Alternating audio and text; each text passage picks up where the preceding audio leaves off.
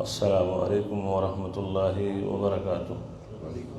الحمد للہ رب العالمین والعاقبۃ للمتقین ولا عدوان الا علی الظالمین والصلاة والسلام علی نبینا محمد وعلی آلہ وصحبہ اجمعین، اما بعد۔ اعوذ باللہ من الشیطان الرجیم۔ وَإِذْ قَالَ رَبُّكَ لِلْمَلَائِكَةِ إِنِّي جَاعِلٌ فِي الْأَرْضِ خَلِيفَةً قَالُوا أَتَجْعَلُ فِيهَا مَن يُفْسِدُ فِيهَا وَيَسْفِكُ الدِّمَاءَ وَنَحْنُ نُسَبِّحُ بِحَمْدِكَ وَنُقَدِّسُ لَكَ قَالَ إِنِّي أَعْلَمُ مَا لَا تَعْلَمُونَ۔ حضرات گرامی، گزشتہ درس میں سورۃ البقرہ کی آیت نمبر 29 جو آپ کے سامنے تلاوت کی گئی تھی، اس آیت میں اللہ تبارک تعالیٰ نے زمین اور زمین کے اندر جو بہت ساری چیزیں ہیں جنہیں اللہ تبارک تعالیٰ نے ہمارے اور آپ کے لیے پیدا فرمایا، اس تخلیق کا ذکر کرتے ہوئے ساتوں آسمان کی تخلیق کا ذکر کیا اور فرمایا کہ وہ رب ہر چیز کو جاننے والا ہے۔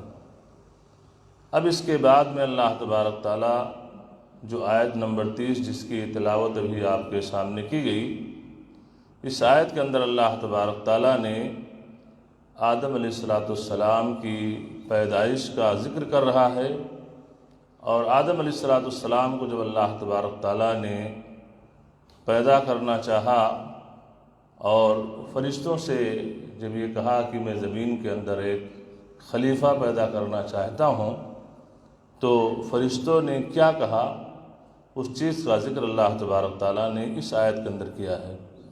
چنانچہ اللہ تبارک تعالیٰ نے فرمایا کہ وَإِذْ قَالَ رَبُّكَ لِلْمَلَائِكَةِ إِنِّي جَاعِلٌ فِي الْأَرْضِ خَلِيفَةً، اور جب تیرے رب نے فرشتوں سے کہا بے شک میں زمین کے اندر ایک خلیفہ بنانے والا ہوں، قَالُوا أَتَجْعَلُ فِيهَا مَن يُفْسِدُ فِيهَا وَيَسْفِكُ الدِّمَاءَ، تو انہوں نے یعنی فرشتوں نے کہا کہ تو اس میں اس کو بنائے گا جو اس میں فساد کرے گا اور بہت سے خون بہائے گا، وَنَحْنُ نُسَبِّحُ بِحَمْدِكَ، اور ہم تیری تعریف کے ساتھ ہر عیب سے پاک ہونا بیان کرتے ہیں، یعنی ہم تیری تسبیح بیان کرتے ہیں، وَنُقَدِّسُ لَكَ، اور تیری پاکیزگی بیان کرتے ہیں، قَالَ إِنِّي أَعْلَمُ مَا لَا تَعْلَمُونَ،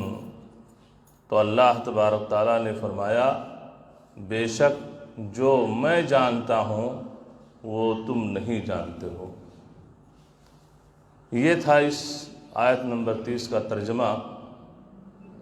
اس آیت سے یہ معلوم ہوا کہ فرشتے ایک الگ مخلوق ہیں اور وہ انسان کی پیدائش سے پہلے موجود تھے، کیونکہ آدم اور آدم کی اولاد اصل کیا ہے کہ مٹی، کلکم من بنی آدم من آدم و آدم من تراب، نبی کریم صلی اللہ علیہ وسلم نے فرمایا کہ تم سب آدم کے اولاد ہو، اور آدم کے کس سے پیدا کیے گئے ہیں؟ یہ مٹی سے پیدا کیے گئے ہیں۔ لیکن فرشتے جو ہیں وہ کہتے ہیں نوری مخلوق، یعنی یہ فرشتے نور سے پیدا کیے گئے ہیں۔ رسول اکرم صلی اللہ علیہ وسلم نے ایمان کی تعریف میں اللہ کے بعد فرشتوں پر ایمان کا ذکر کیا ہے۔ ارکان ایمان کتنے ہیں؟ پلرز آف ایمان کتنے ہیں؟ پلرز آف اسلام الگ ہے اور پلرز آف ایمان الگ ہے۔ سوال سمجھنا یہ آدھا جواب ہے۔ پلرز آف اسلام، اسلام کے پلرز یہ 5 ہیں، لیکن ایمان کے ارکان اور ایمان کے پلرز کتنے ہیں؟ 7۔ کون بتائے گا؟ 6۔ کون گنائے گا؟ ایمان باللہ، اللہ پر ایمان، ایمان بالملائکہ، فرشتوں پر ایمان، ایمان بالکتب، آسمانی کتابوں پر ایمان، ایمان بالرسل، انبیاء اور رسل پر ایمان، پانچواں ایمان بالیوم الآخر، آخرت پر ایمان، اور چھٹا کیا ہے؟ ایمان بالقدر خیرہ و شرہ، تقدیر کے برے یا بھلے ہونے پر ایمان رکھنا۔ تو ایمان کے کل 6 ارکان ہیں، تو انہی ایمان کی پلرز میں سے ایک پلر یہ بھی ہے کہ فرشتوں پر ایمان رکھا جائے، جیسا کہ اللہ کے رسول صلی اللہ علیہ وسلم نے صحیح بخاری کتاب الایمان کے اندر اس کی صراحت کی ہے۔ نیک انسانوں یا نیکی کی قوت کو فرشتے قرار دینا یہ صحیح نہیں ہے۔ کبھی کبھی انسان کہہ دیتا ہے تم تو فرشتہ ہو کیا؟ تو یہ جملہ بھی استعمال انسان کو نہیں کرنا چاہیے، کیونکہ فرشتے یہ الگ مخلوق ہیں، اور فرشتوں کی خلقت یہ ہے کہ لا یعصون اللہ ما امرہم ویفعلون ما یؤمرون، فرشتوں سے معصیت نہیں ہو سکتی ہے، جو انہیں کہا گیا ہے، جس کام کے لیے ان کو متعین کیا گیا ہے، جو ذمہ داری ان کو سونپی گئی ہے، وہ ویسے ہی کرتے ہیں، اس کے اندر وہ حکم عدولی نہیں کرتے ہیں، خلاف ورزی نہیں کرتے ہیں۔ دوسری چیز کہ خلیفہ وہ ہے جو کسی کی موت کے بعد یا اس کے غائب ہونے کی صورت میں اس کا جانشین ہوتا ہے، جیسے کہتے ہیں پریسیڈنٹ اور وائس پریسیڈنٹ۔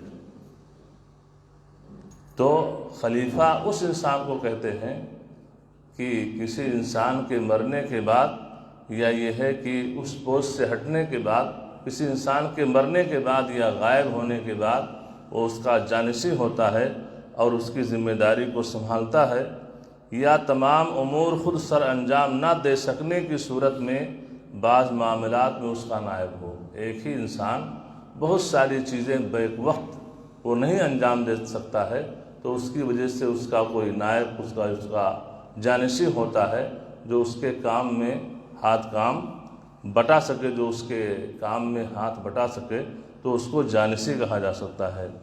یہاں خلیفہ سے کہ اللہ تعالیٰ نے فرمایا انی جاعل فی الارض خلیفہ، کہ میں زمین کے اندر خلیفہ بنانے والا ہوں، تو خلیفہ سے اللہ کا خلیفہ مراد لینا قطعاً درست نہیں ہے۔ کوئی کہے کہ خلیفہ یعنی جس طریقے سے وائس پریسیڈنٹ ہوتا ہے، پریسیڈنٹ وائس پریسیڈنٹ، تو یہاں خلیفہ سے مراد اللہ کا خلیفہ کہ اللہ کا جانشین، تو یہ مراد لینا قطعاً درست نہیں ہے۔ کیوں نہیں درست ہے؟ اس لیے کہ پہلی چیز کہ اللہ کو موت نہیں آئے گی، اللہ ہمیشہ ہے، ہمیشہ رہے گا، اور دوسری چیز یہ کہ دنیا کا جو حاکم ہوتا ہے، جو بادشاہ وقت ہوتا ہے، جو وزیر اعظم ہوتا ہے، جو بھی حاکم ہوتا ہے، وہ دوسرے لوگوں کا محتاج ہوتا ہے۔ لیکن اللہ تبارک تعالیٰ کیا ہے؟ غنی ہے، اللہ تعالیٰ کسی کا محتاج نہیں ہے۔ تو اس لیے اگر اس کا ترجمہ اور اس کی تفسیر یہ کر دی جائے کہ خلیفہ سے مراد اللہ کا خلیفہ ہے، اللہ کا جانشین ہے، تو یہ ایک طریقے سے کفر ہو جائے گا، جو درست نہیں ہے۔ بلکہ یہاں پہ جو اللہ تعالیٰ نے فرشتوں سے کہا انی جاعل فی الارض خلیفہ، کہ میں زمین کے اندر خلیفہ بنانے والا ہوں، تو خلیفہ سے ایسے لوگ مراد ہیں جو نسلاً بعد نسل ایک دوسرے کے جانشین بنیں گے۔ ایک قوم گزر گئی، دوسری قوم آئے گی، یہ ایک دوسرے اس کے جانشین ہوں گے۔ جیسے آپ دیکھیے، ہم دیکھیے کہ ایک انسان مرتا ہے، باپ ہے، مر گیا، اب اس کا جانشین کون ہو گیا؟ بیٹا ہو گیا، بیٹا مر گیا، بیٹے کا بیٹا۔ تو یہ ہے کہ ایک قوم اور ایک نسل کے مر جانے کے بعد جو دوسرے لوگ اس کے پیچھے آئیں اور اس کے وارث ہوں، اس کے جانشین ہوں، تو یہاں خلیفہ سے مراد وہ چیز ہے۔ اسی طریقے سے خلیفہ سے مراد یہاں پر صرف آدم علیہ السلام نہیں، بلکہ پوری نوع انسان ہے، پوری نوع انسان، پوری انسانیت ہے۔ اس کی دلیل یہ ہے کہ زمین میں فساد اور خون بہانا آدم علیہ السلام کا کام نہیں، بلکہ اولاد آدم کا کام تھا۔ آدم علیہ السلام نے خون بہایا تھا؟ سب سے پہلے خون کس نے بہایا ہے زمین پر؟ آدم علیہ السلام کے قابیل اور حابیل، یہ وہاں سے قتل کی ابتدا ہوئی۔ تو یہ ہے کہ آدم علیہ السلام خون بہانے والے نہیں تھے، بلکہ ان کی اولاد میں قابیل اور حابیل۔